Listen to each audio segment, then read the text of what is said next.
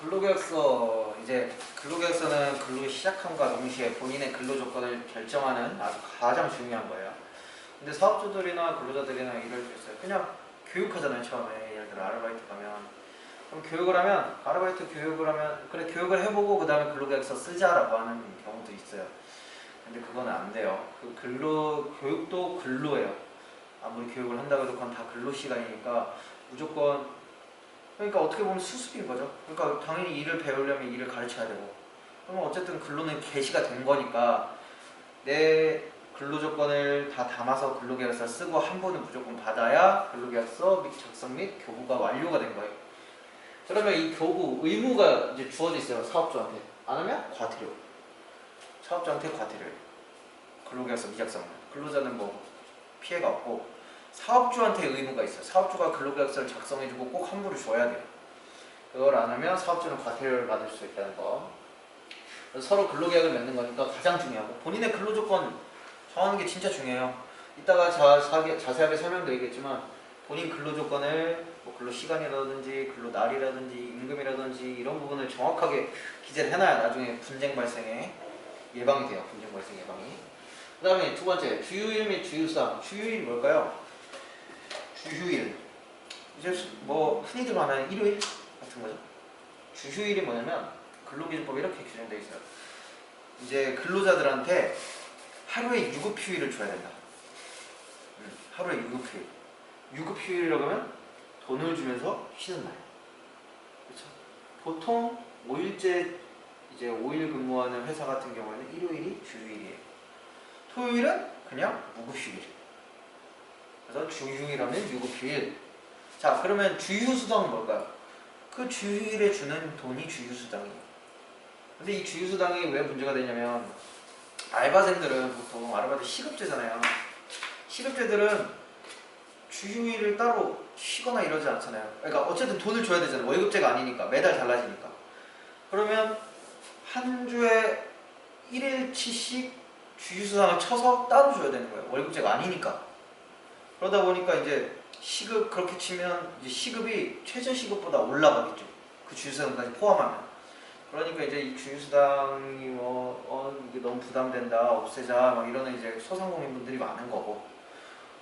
물론 주휴수당이 있는 나라는 한 세네 나라 정도? 우리나라 포함해서 세네 나라 정도밖에 없긴 해요. 어쨌든 근데 우리나라에서는 주휴일이 있고 주휴일 자체가 이제 주휴수당을 주는 날이니까 월급제들이 그냥 월급에 다 포함되어 있어요.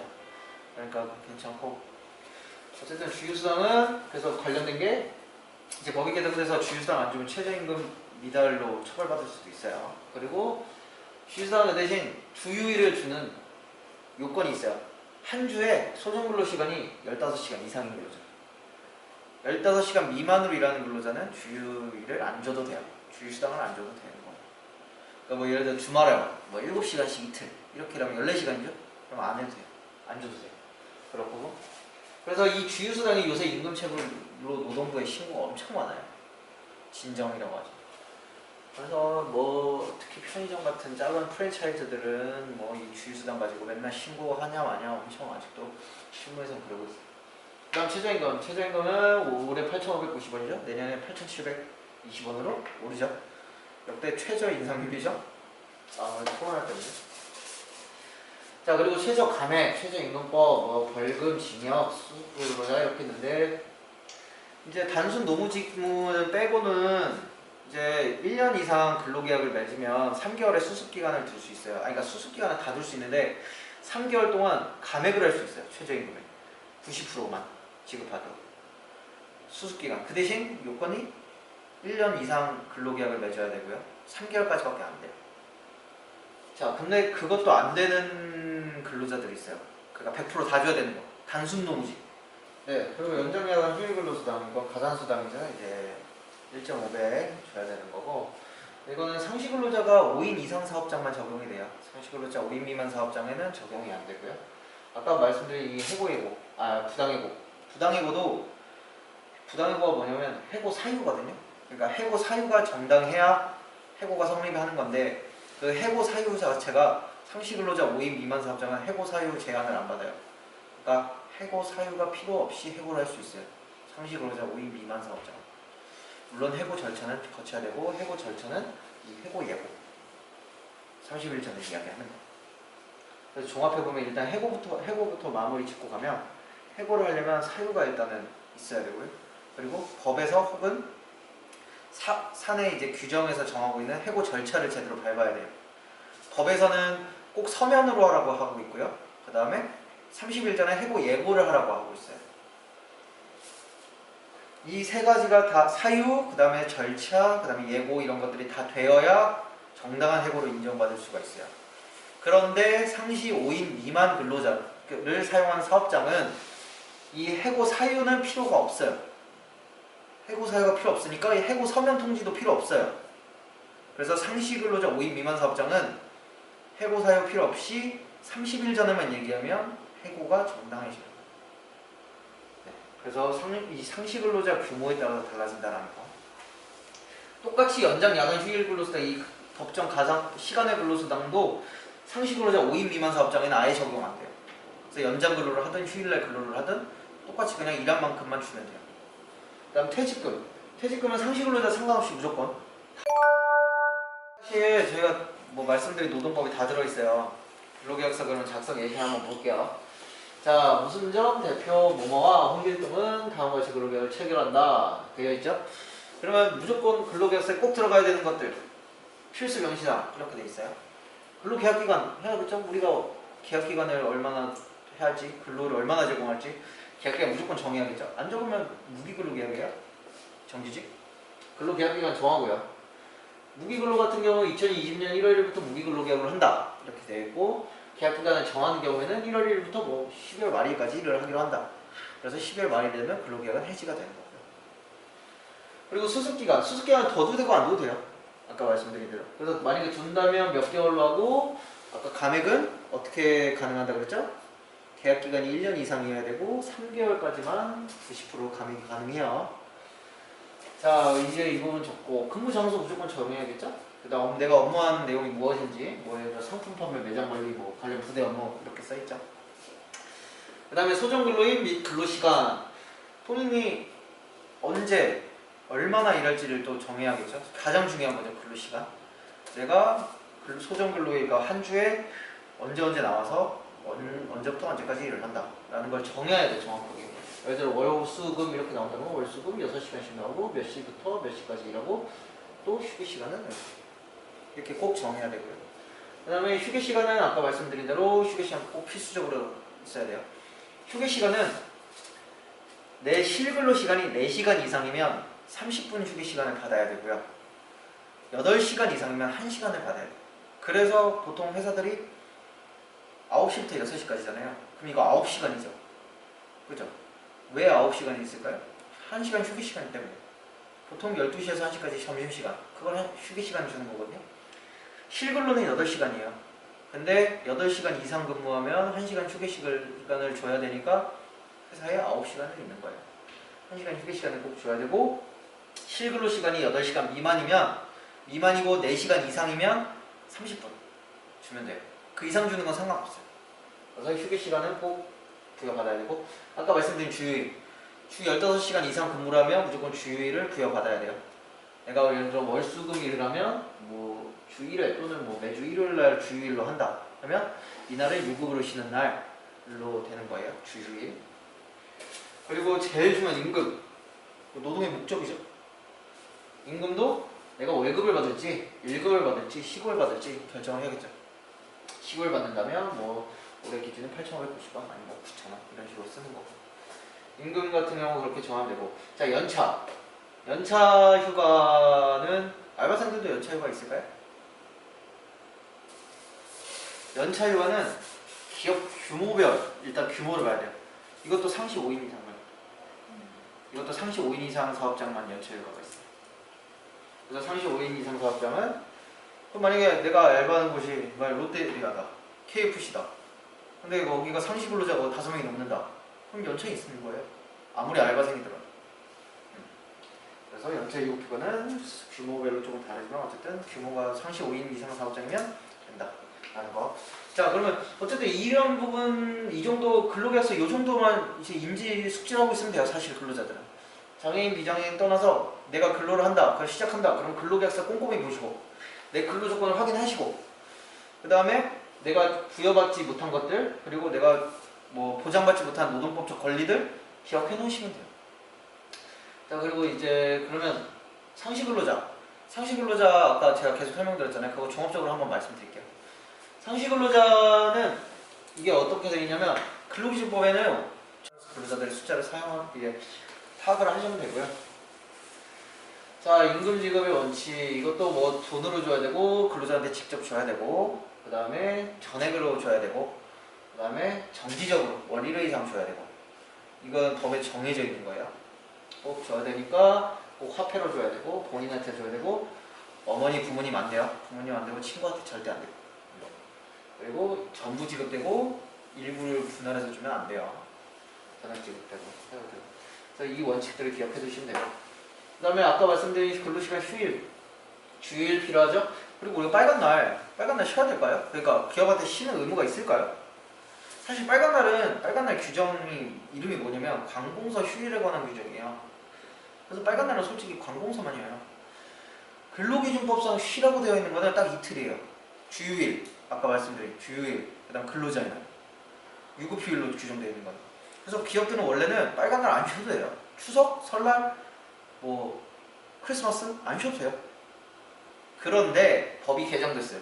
법이 개정돼서 올해부터 300인 이상 사업장은 올해부터 2020년부터 무조건 유급휴일로 줘야 되고요. 빨간 날 300인 미만 사업장 그리고 30인 이상 사업장은 내년부터 그리고 그 밑에 사업장은 내년부터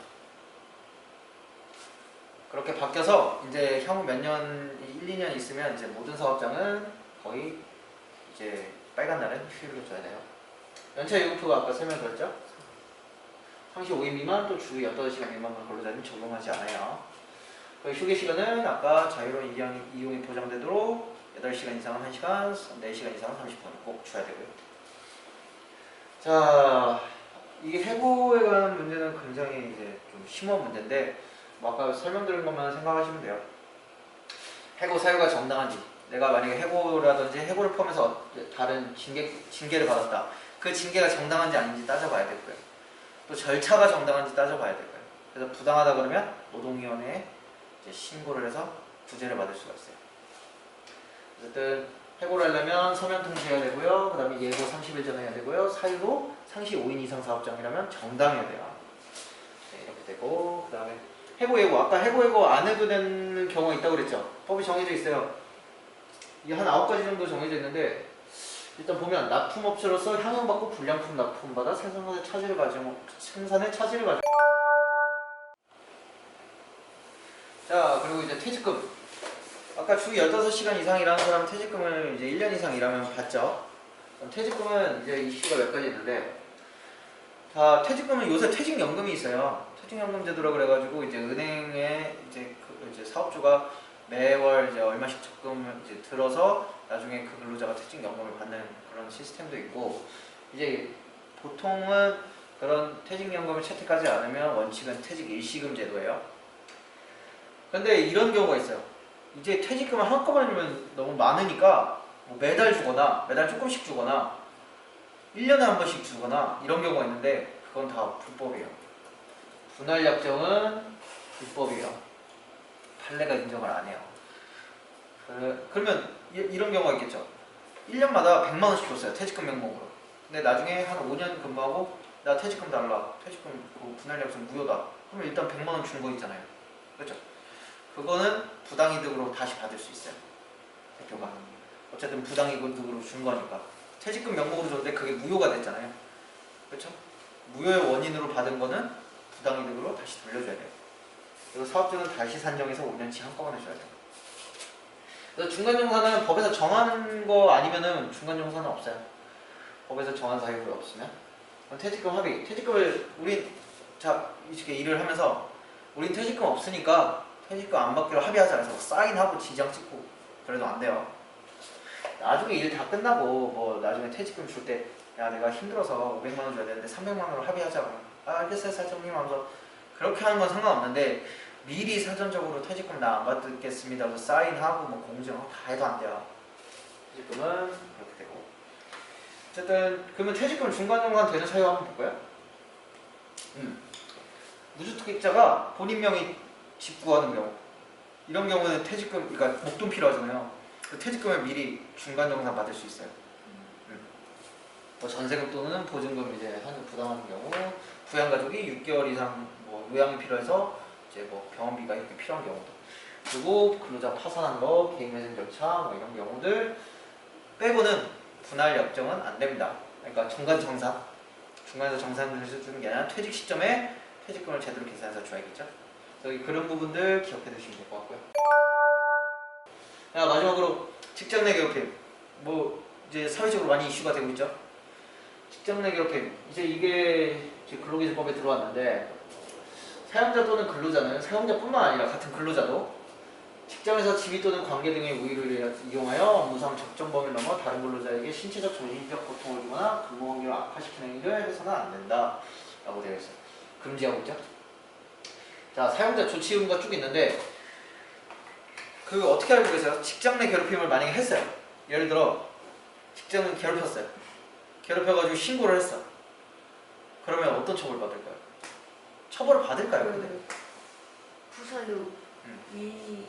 위에 계신 분이 알아서 하라고 하는 걸로 알고 있어요. 그러니까 뭐 이제 기업 임원들이나 네. 이제 결정권자들이 보통 징계를 하겠죠? 그게 맞다면? 조사를 한다면? 조사를 해서? 근데 사실 이 사람에 대한 법적 처벌 권한은 없어요. 그러니까 법으로 처벌 규정을 두고 있지 않아요. 그러니까 여기서 법에서 처벌하는 건 어떤 경우냐면, 피해자가 이 신고한 걸 이유로 부당한 조치를 하는 경우, 그런 경우가 있을 수 있겠죠. 막 내가 뭐 성희롱 당하고 그 다음에 뭐 피해를 받았는데 이걸 피해된 걸 신고를 했더니 오히려 나를 막 다른 데 정금 보내버리고 근로시간을 줄여버리고 이제 쉬쉬시키려고 그렇게 하는 경우는 처벌을 할 수 있어요. 규정이 있어요. 그런 경우는 규정이 있는데, 여기 있잖아요. 사용자는 직장 내 괴롭힘 발생 사실을 신고한 근로자 및 피해 근로자 등에게 해고나 그밖에 불리한 처벌을 해서는 안 된다. 요 규정 위반한 거는 이제 처벌 규정이 있는데, 나머지는 처벌 규정은 아직 없어요. 그래서 지금 이 직장 내 괴롭힘 금지에 대한 실효성 있냐에 대한 논쟁은 계속되고 있어요. 입법적으로 조금 보완이 필요한 부분이에요. 어쨌든 이제 직장 내 괴롭힘을 그렇게 하면 안 되고, 직장 내 괴롭힘 관련된 거 볼까요? 취업규칙, 그러니까 사내 규정에 꼭 직장 내 괴롭힘에 대한 걸 만들어야 돼요. 괴롭힘이 만약에 발생하면 어떻게 조사를 할 건지, 그리고 어떻게 처벌을, 뭐 징계위원회가 어떻게 열리는지에 대한 거, 형사처벌, 그 다음에 불이익조치, 아까 제가 말씀드린 거, 아까 한 거는 3년 이하의 징역 또는 30만 이하 벌금 처하여져요. 자, 여기 산재보험법에도 나와 있어요. 직장 내 괴롭힘을 통해서 이제 업무상 정신적 스트레스가 원인이 돼서 발생한 질병에 대해서 산재 보상이 돼요. 근데 이거 인과관계 증명하는 게 너무 어렵죠. 내가 이 사람이 날 괴롭혔다는 거를 증명하기도 어렵고, 그것 때문에 이 병이 발병을 했다라는 인과관계를 의학적으로 증명하는 게 진짜 힘들어요. 그리고 긴 시간이 있어야 되고, 그 인과관계를 증명할 어떠한 사건에 대한 증거물이 있어야 되는데, 그런 것들 증명하기 어려워서 이것도 참 인정을 못 받는 경우가 많아요. 자, 그래서 직장 내 괴롭힘 이제 판단 요소, 자, 사용자인 경우도 있고 근로자인 경우도 있고, 자, 행위 요건이 있고 행위 장소. 행위 장소는 어디서나 사적 공간에서도 그렇고 SNS상에서도 괴롭힐 수 있겠죠. 관계를 이용해서. 그래서 직장 내 괴롭힘 같은 경우에는 기업 입장에서 좀 먼저 많이 좀 예방 조치를 하고, 직장 내 괴롭힘 그 예방 교육도 있어요. 예방 교육도 많이 실시해서 아예 예방을 하는 게 좋지. 이제 뭐 이제 일어나고 나서 사후 조치도 중요하지만, 이제 아예 이런 괴롭힘 행위 자체가 일어나지 않도록 그렇게 예방하는 게 제일 기업 입장에서 좋을 것 같아요. 그래서 오늘 준비한 건 여기까지고요. 그 저희 노동법이라든지 관련해서 뭐 어쨌든 이제 장애인 근로자분들이 고용에 있어서 필요한 정책적 부분이나 아니면 현황들, 이런 것들 좀 도움이 되셨으면 좋겠고, 또 고용이 되고 나서 이제 우리가 적용받는 이제 근로기준법에 대해서 기본적인 건 알고 있어야 나의 그 노동법적 권리를 주장하실 수 있으니까 이제 오늘 설명드린 거는 뭐 간략하게 설명드렸지만 그 정도 좀 인지를 하고 계시면 이제 좋을 것 같습니다. 네, 여기까지 하겠습니다.